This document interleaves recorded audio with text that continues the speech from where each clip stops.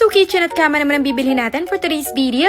Kaya samahan nyo kami sa day in my life ng jowang hindi magkaanak kaya puro mall ang inaatupag. Binigyan nga lang ako ni Dudong ng 15 minutes para magayos. Dahil nga nakikiapid lang ako sa kayamanan ng iba. Hindi na ako nagreklamo pa, Mima. Ang mahalagay makakulimbat ako today. So bed frame at kitchen nga ang aming task. Yes, binibili talaga ang mga gayong kitchen. Pwede nyo naman siya ipagaya, medyo kamukha nga siya. Magkakakulay rin sila, Mima. Pero iba ang vibes niya talaga. Lalo na pag binili mo talaga siya. So bibilhin nga lang ang aming kitchen. Medyo kaya din naman siyang gayahin ng contractor. Pero normally hindi nila makukuha yung eksakto. Nagiging kahawig lang pero iba yung atake. So bibigyan ko kayo ng idea later sa mga presyo. Hindi naman siya kamahalan. At least kamukhang kamukha yung mga napapanood natin sa mayayaman. Hindi na siya magiging Shopee versus reality. Nakakabili rin naman ng mga bathroom. Pero for me pag kitchen bilhin nyo talaga. Huwag nyo siyang ipapagawa, Mima. O, di ba parang ako'y nagpalitada na? Miss yung sleek tint na lang carry na talaga, Mima. Bali just nga pala ang shade niyan. Karipas nga ako at baka si Dudong magbago ang isip. Inang baduy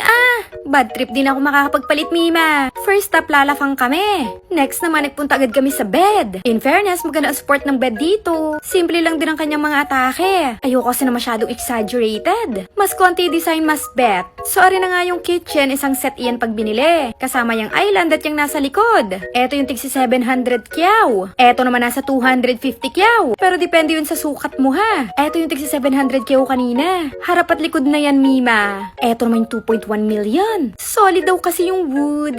Eto yung tig 1.5 ata. Isang set na din yan ha. Eto naman yung tig 1.8 ata.